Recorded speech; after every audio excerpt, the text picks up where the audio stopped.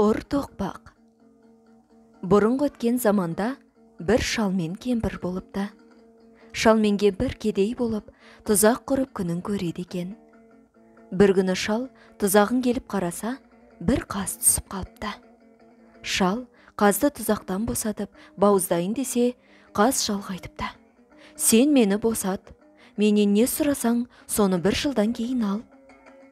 Шал мақұл көріп, қазды босатып қоя береді. Үйіне келіп, жаңағын айтса, кемпірі шалға ұрсады.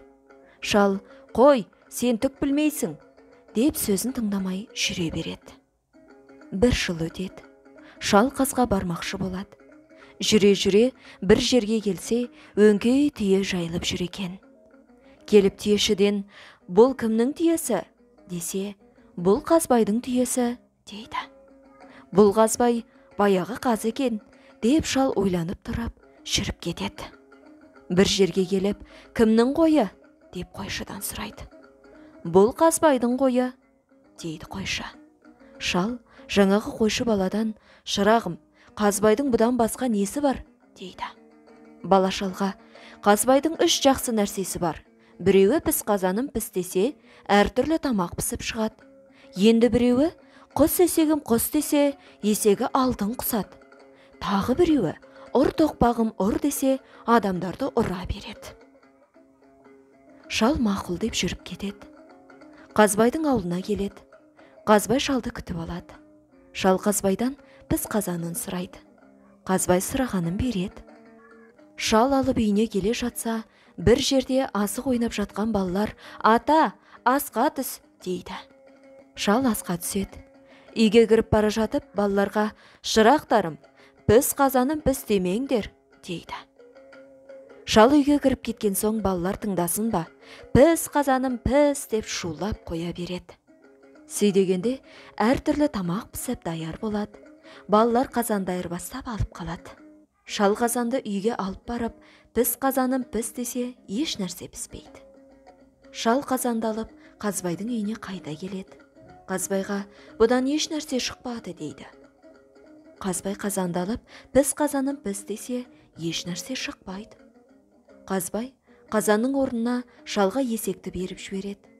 Шал есекті алып үйіне қайтады. Жолда келе жатса, балалар шалға: «Ата, асқа түсіңіз», дейді. Шал асты тастағысы келмей есектен түседі. Үйге кіріп бара жатып, балаларға: «Шырақтарым, құс есегім құс демеңдер», дейді. Балалар мақұл дейді. Шал үйге кіріп кеткен соң ақ балалар: «Құс есегім құс» десе, есек алтын құсады. Балалар есекті айырбастап, орнына басқа есек қояды. Шал есекті алып үйіне келеді. Кемпір: «Қаздан барып алып келгенің осы ма?» деп ұрсады. Шал есекке: «Құс есегім құс» десе, есек еш нәрсе құспайды. Шал есекті алып Қазбайға тағы келеді.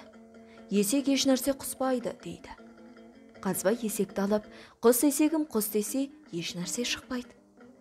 Шалға Қазбай ұр тоқпағын береді. Шал ұр тоқпақты алып келе жатса, баяғы жерде тағы да балалар жүр екен. Балалар шалға: «Ата, асқа түс», дейді.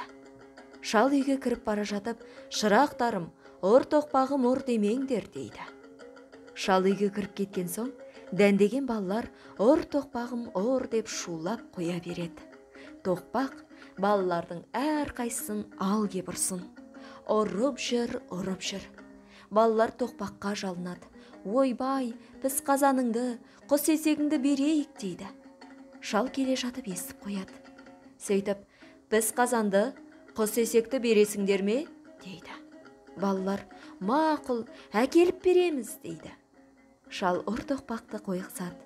Балалар піс қазанды, құс есекті әкеліп береді. Шал піс қазанды, құс есекті, ұр тоқпақты алып үйіне келеді. Сөйтіп мұратына жетеді.